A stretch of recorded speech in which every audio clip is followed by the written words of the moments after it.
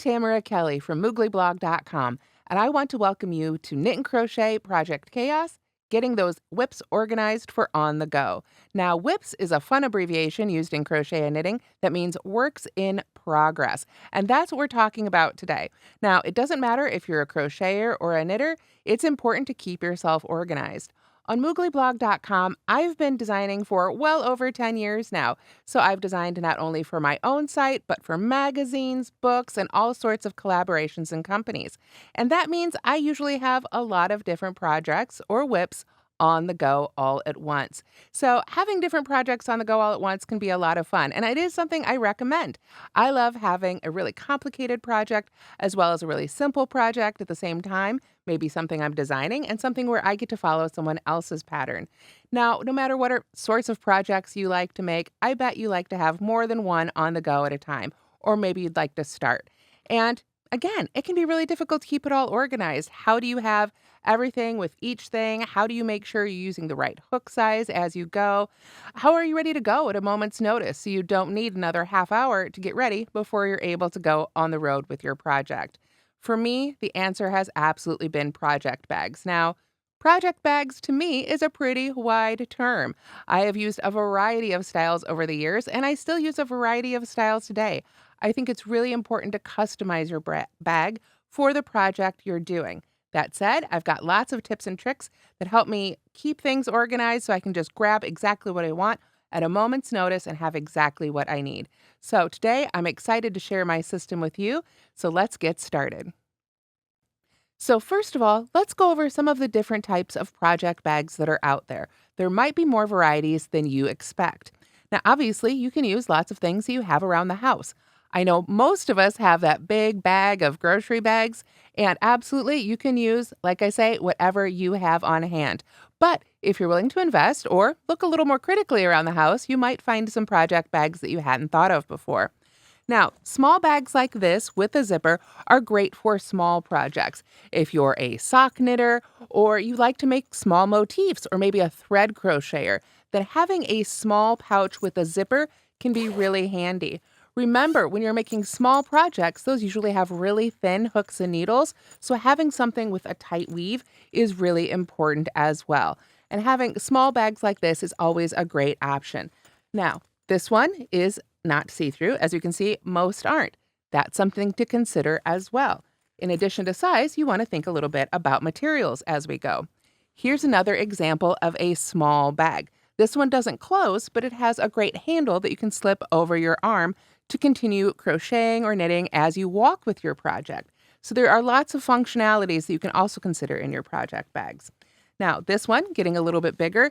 Here we've got a lovely leather and cloth combo, and you could look for things like outside pockets and even inside projects. You can see I've even got a project on the go inside this one right now.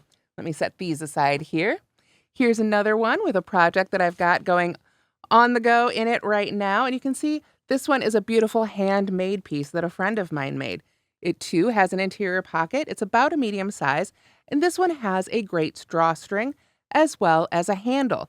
Again, you need to think about the features that you find handy for you. Do you usually take your project just to the next room, or are you taking it on a long road trip or an airplane? All of these are going to affect what size you want to have with you. If I'm going on an airplane, I probably want to bring something about this size rather than something great big like this. Now, this you can see, let me see if I can get it on camera here. You can see this is a great big sort of bin style. There are several of these available online. You can see I've even got myself some pens already stuck in this one. That's where all my pens have run off to. So this is a really great size, obviously, if you've got bigger projects, or if you're someone who tends to crochet or knit around the house, but you want to be able to move your project from the workroom to the living room to the bedroom, wherever you are, or even just to the other end of the couch, then something like this can be really handy because you can keep small projects as well as some of your supplies that you regularly use right handy for you. And of course, this one has some front pouches and pockets on the side as well. Now, as we continue to grow in size of our projects, we can think about things like clear totes. Here is a really fun, this is a very fancy project bag I have. And this one, just to give you an example of more high-end bags, this one came with an additional snap as well as a longer handle. And this is a fun feature that you can find in some project bags as well. They may have built-in scissors or little yarn cutters. So again, another feature that you can look for in project bags. They're all going to have their own unique things, and that's part of the fun and one of the reasons I love collecting so many. Now over here I have just a couple more examples. This is a really lovely one that was handmade, gorgeous one. It's even got my logo on it, or rather my URL. I would say these drawstring type bags are probably the most popular. And here we're getting more into the medium sizes, right? This one and the last couple bags, these are great for one skein projects. So if I was working on a scarf or a shawl, something like that, that is probably where I'd pull up more of these medium size ones. Here's another example. Little different, again, not exactly a tote, doesn't even have handles, but this is one of these clear mesh snap top bags. And these are made by several different manufacturers and again, come in several different sizes and colors. This just happens to be one that I had available without a project in it right now. And these are great if you're someone who's really visual. If you're not going to remember that, the socks are in that bag and the scarf is in that bag and the shawl is in that bag, then having clear bags like this or mesh see-through sort of bags can also be a really great option. Of course, as we keep going bigger and bigger, you're going to need bigger and bigger bags. But again, this is just a tote that I had around the house from something else. Um, it's just a great big plain tote. But if I'm making something like a blanket, this is what I'm going to use, or a sweater, something where I'm going to have several skeins of yarn and probably a few other accoutrements as well. I want to make sure that I have a great big sturdy bag for it. Of course, you always want to make sure, if possible, if it's a great big bag, that it will lay flat. I think that's important. As someone who takes their projects on the go, you want to make sure that it's easy to use. And if possible, try and get something waterproof. It's a really big bag like this. The last thing you want to do is put it down in a puddle. I think we've all seen, random puddles on the floor. It could happen at any time. Now, all that said, let's bring it back down. Again, go through the random tote bags you have in your house. We've all got a collection at this point, whether they're from the grocery store or wherever we happen to be. Use those bags that you've got available. You don't have to go out and spend a ton of money to start getting yourself organized. And this, I want to show you right here, is just a plastic bin. And this, when I very first began, is actually how I kept myself completely organized. When I very first started designing, I was a baby designer, I bought myself a little stack of these online, and I used these for my projects. Now, obviously, some of the projects got too big, but as I got myself organized, I could set up several of these and put the yarn and exactly what I needed for each one, and it was very easy to see. And I could crochet or knit, whatever I was working on, right out of the bin as well. So all of these are different things to consider when you're looking at project bags. Think about, what size of projects do you usually make? Do you usually make blankets? Well, if so, you're going to want to make sure to have some great big bags on hand. If, on the other hand, you're someone who normally makes one skein projects or even knit socks, then the smaller project bags are going to be what you're looking for. And of course, you can use all the things that you find right around the house. So next, let's talk about some more of those options within the bags themselves. So what I suggest is that you look around your house to begin with. See what you have that might make a good project bag that maybe you weren't expecting. It could be any sort of pouch, bag, container, whatever works for you. Whatever you choose, make sure you think about what you're making. Once you've got your collection, think about your projects. Again, if you make big projects, you're going to want to have a collection of big bags. If you're someone who likes to make lots of smaller projects, then smaller zipper pouches or totes from around the house will probably work out just as well. But you want to think not just about size, of course. We need to think about durability and fabric. Is it something that you have to worry about getting wet? Or is it something that you want to be able to throw into another bag that will protect it as well? Do you need to be able to see through your fabric so you can see what on earth is inside each one of these bags? Or do you need it to close up really tightly at the top? Again, in that case, a zipper or a drawstring is going to be important. On the other hand, the fun thing about bags with snaps is that you can just draw the yarn right out of the bag in between the snaps. And indeed, lots of project bags have special yarn feeders built right in. So these are all things you can think about for the project bags. Do you tend to bring a lot of things along with the project? If so, You may want to look for something that's got extra bags inside, more pouches, more pockets inside the bag. And indeed, also think about where you're going. Do you need long shoulder straps for your project bags? Are short handles better? Do you need any handles at all? Or do you want the kind that fits over your arm so you can take it on the go? All of these are options, and that is part of the fun of creating your project bag collection. In terms of my favorite project bag, it really just depends on what I'm making. I like to mix it up, and that's part of the fun. I have a huge collection of different sizes and looks, so I get to add something special to every project. And having the different looks makes it a lot easier for me to remember what's in each bag. So, after you've gathered together all of your totes and boxes and bins that you want to turn into your project bag collection, I want you to take one of those small bags and make yourself a dedicated notions bag. To me, this is really the key. Inside this small project bag, which I've turned into my notions bag, I have everything I need for pretty much any project generally. Sounds kind of crazy, I know, but let me rephrase that. It's all the basics that I need no matter what project I'm working on. So, inside the project bag, we'll talk about the specific things to the project bag, but no matter what I'm working on, I have this bag with me. So, when it's time to grab my project and go, I'm going to grab my project bag and I'm going to grab my Notions bag. I can grab several project bags and still only need my one Notions bag to keep me going. So, let's talk about what should be inside your Notions bag. So here is my Notions bag, and I've been using this bag for several years now. You can see it was originally meant to be a small project bag. It's got a wrist strap and it's got two of those yarn feeders, so you could work through with your yarn directly through this bag. But I tend to make bigger projects than this, so this became my Notions bag. You can see, however, if you make small projects, this one even had some pockets inside. Another thing to think about. But here is exactly what is in my project bag, or my Notions bag rather, every single day. First and foremost, I need stitch markers. I have a great big container of them here in all sorts of sizes, different materials. Again, whatever sort of stitch markers work for you, you should definitely have a nice selection of those. Now, I like having a variety of hook sizes on hand. I'm a crocheter, so I like having interchangeable hooks like these when possible. I know now we'll talk again a little bit about this as we go on, but I know that it's important to have the exact hook size or needle size for your project. And again, we'll talk about having that in your project bag specifically. But I cannot tell you how many times I've gotten somewhere with one of those bags and either the hook has fallen out or I get to working and realizing I actually need a different size. So if you've got an interchangeable option, or some other case where you've got several of your favorite sizes in it, that can be a great addition as well. Now, here, of course, a pen. Always handy to have a pen. My reading glasses. For some of us, we're going to need to add those to our project bags. This is a needle or ruler. It's all of these things. It's a needle gauge, it's a hook gauge, and it is a ruler and a gauge measuring device. So it's also got a little yarn cutter right there. So this little tool right here actually does a lot of things. And I love this because it's very thin and easy to pack. It doesn't take up a lot of room. I can use the gauges here to check my hook size if I've got something that's unlabeled.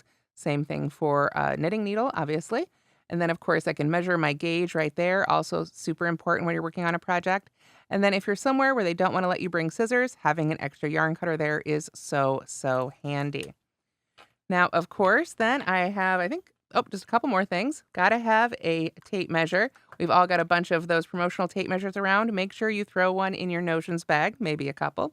And then this is a crafty carrying case that I crocheted myself a few years ago that I've been using to carry my scissors in a little pocket down here, as well as my yarn needles in a variety of sizes. Sometimes you're working with that super bulky yarn. We got to have the big stuff. And then, of course, for the jumbo yarn where I want to sew it together, I've got my little needles as well. So this is just something I came up with to store these in. But of course, there are lots of different options and different pouches and tools and things, lots of different scissor styles, different containers for needles. It's really about what do you use every day. I'm a crocheter, so my tools here are really crochet focused. If you're a knitter, you're going to have a different sort of stitch marker, most likely. Everybody's going to need needles and scissors. We always want to have those. Again, some sort of measuring device. Always very important to keep in your Notions bag. Doesn't have to be big. I do recommend a pen. I can't tell you how often the pen is the part you're missing. And then again, for me, the reading glasses are so important. And then a few extra hooks or needles are always really, really handy. And then now I know I've got all the basics right here in this bag. And no matter what project bag I grab this notions bag to go right along with it. But also be sure to look around at what you might have around the house. Again, if you're someone who has a bunch of loose needles and hooks, then you're going to want a different pouch to put those in. If, on the other hand, you have a collection of interchangeable hooks or needles, you might be able to put those to use as well. A lot of them have extra pockets and sections where you can add some more of those needles and scissors, whatever you need, right there. So, again, make sure that you tailor your notions bag or pouch or container to exactly what you need. So remember, you should put whatever you need inside your notions bag. That could include things like row counters, a small notebook, hand lotion, even a snack. Just make sure it's a small enough bag to fit inside your other project bags, or at least be carried alongside it if you're somebody who makes socks or something small like that. Another thing to keep in mind is that if you are someone who does travel with your notions bag, couple recommendations there. And by travel, I do mean getting on a plane, long car rides, things like that. You might not want to always put your favorite things in your to-go notions bag. If you're someone who flies, you may want to have a separate one for taking on an airplane. Remember, TSA and other countries all have their own rules for things like scissors. And when I was in Dublin, a little pair of scissors like this, the ones that are officially TSA compliant, ones we flew out of New York with no issue at all, got confiscated in Dublin. So again, if you are going to go far on the road, don't put your very favorite notions in that particular notion bag. Make sure you have one where if it did disappear, it wouldn't be the end of the world and you'd still have your favorite supplies at home. So every time you start a new project, you probably start by picking out the yarn, the pattern. It's hard to say which one came first, but once you've got those things, then it's important to pick out your project bag and start filling it up. This is genuinely the first thing I do once I know what I'm making. I put everything in the project bag so that it's ready to go wherever I want to take it, even if it's not leaving the room. So let's say I'm going to pack this project bag and I've got these couple of skeins of yarn. So first things first, of course, I need to put the yarn in there. Now, this particular yarn is discontinued, but it's also lost its label. I want to make sure that I put the labels to the yarn inside the project bag as well. I can't tell you how important that is. We all think we're going to remember, right? We think we're going to remember when it comes time, when we're all finished, but we may not. Throw that label in there. Make sure that's in the bag. It's got your washing instructions most of the time, all that information that is so, so important. So you want to make sure that goes in the bag as well. Of course, you're going to want your instructions, whether that's a book or something you've printed out. If it's digital on your phone, then you're probably all set. But I really like to have mine printed out. I like having paper to take notes, and it's another good reason to keep a pen inside your notions bag. So, of course, in addition to the yarn, make sure your pattern goes in there as well. So after we've got our yarn and our pattern in the bag, it's important to think about what size hook we need. We're probably going to be going off the pattern, which is why I like to have a few extras in my notions bag. But if you know, for instance, that say it calls for one size, go ahead and grab the hooks on either size. If you're somebody who has a lot of extra hooks, needles, whatever it is you use, you can go ahead and put those right in the project bag as well. If you don't keep the specific tools that you need in the project bag, then make sure that you write down somewhere, whether it's on your phone or on the pattern, what size hook or needles you are using for this particular project. And then, of course, our notions bag itself. If this is the only project we're working on, or if this is the project we're taking on the go with us, we can grab our notions bag and just drop it right inside that pouch. You can see even in this medium-sized mesh bag, I can snap those snaps right at the top, and now I have everything I need for this project. So I would say those are the essentials. Again, you can add whatever extras you like. Hand lotion, snacks, whatever makes you happy.